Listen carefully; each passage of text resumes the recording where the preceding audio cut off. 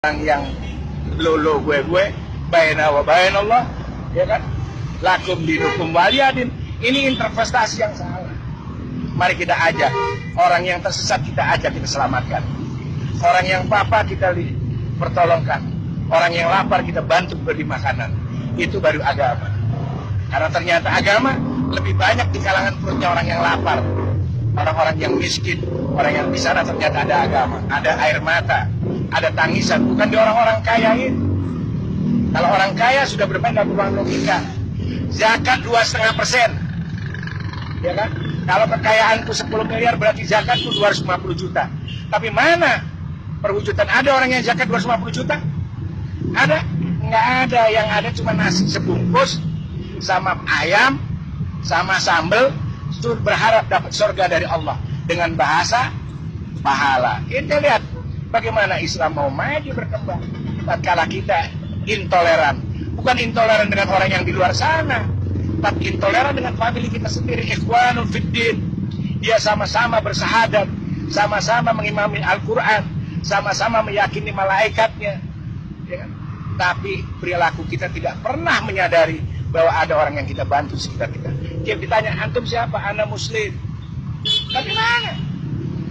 Coba kalau Anda pakai teori saya. Anda punya kekayaan 10 miliar, dizakatkan 250 juta. Ya kan? 250 juta jangan dibeli nasi. Kita tanya, ada jiron kita ini orang kerjanya cuma bolak-balik. Tanya, Kif, antum apa kerja? Saya nganggur. Terus saya mau dagang. Kenapa enggak dagang? Enggak punya modal. Oke. Ini ada uang. Berapa modalnya? Ya kurang lebih 20 juta. Nih pegang 20 juta. Anak pengen lihat inti dagang yang benar 20 juta. Tahun depan inti bayar zakat. Baru itu namanya rahmatan lil alamin. Rahmatan lil alamin itu apa? Dari gelap menuju terang. Orang yang nganggur jadi bekerja, orang yang lapar bisa makan, itu menjadi rahmat. Kalau cuman antum bagi-bagi nasi sebungkus, pahala surga, lakra'ah ini hari, zaman udah now, orang sudah individualis, lebih percaya Google daripada percaya orang-orang bicara kebaikan. Lihat anak-anak bangsa kita itu, ya kan, mereka hidup ketersesat dalam pikiran, ya kan? Mobil-mobil diisi pengamen. Ada kesadaran kita untuk membantu mereka, menyelamatkan mereka. Minimal jangan selamatin akhirat dah, dunianya dulu selamatin, ya kan? Insya Allah akhiratnya nanti. Kan nggak ada. Kita begitu individu, kita seakan-akan sudah melewati tahta langit aja, seakan-akan kita ini orang benar di hadapan Allah. Padahal kita belum tentu bisa selamat. Tidak menjamin dagangan kita dibeli sama Allah. Kita ini pedagang. Kita ini pedagang amal. Yang mudah-mudahan dagangan kita dibeli Allah. Jangankan kita bisa dibeli, sah menurut furu syariat aja sudah alhamdulillah. Kita bersyukur, artinya kita ngaji. Tapi tetap kita ada wara. Wara itu berhati-hati di dalam kebenaran agama kita.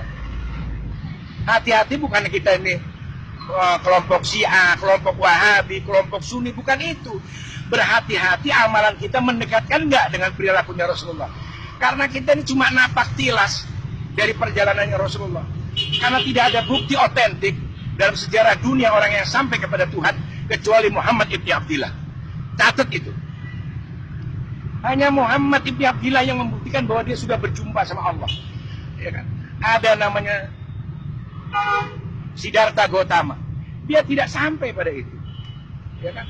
Ada yang orang-orang hebat tidak akan pernah sampai. Cuma satu-satu buktinya.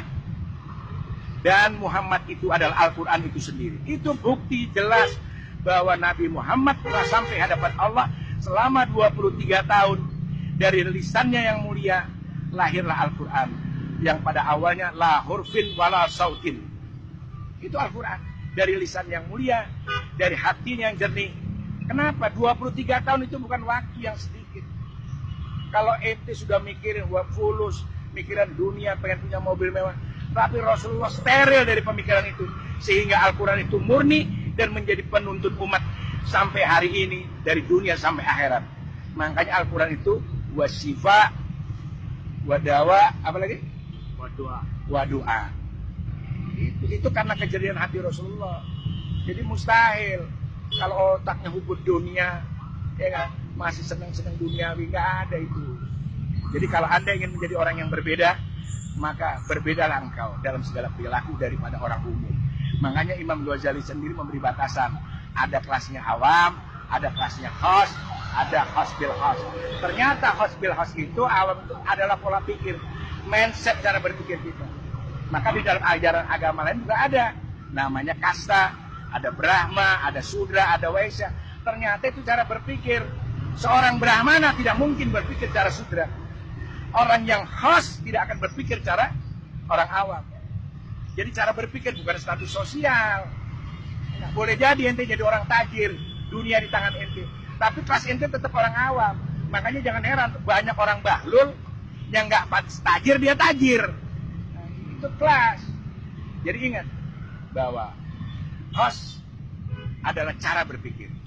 Jadi orang yang cara berpikirnya intelektual, berbudaya, berkultur, bermartabat, dia akan menempatkan segala sesuatunya pada nilai-nilai terhormat. Tapi kalau antum memang orang rendahan, walaupun anda di pinggir jalan, ditaruh di istana sekalipun tetap anda rendah dalam berbudaya dan berkultur. Tapi kalau anda memang orang yang punya kelas, walaupun anda di pinggir jalan, tetap anda seperti mutiara di dalam lumpur, indah adanya. Assalamualaikum.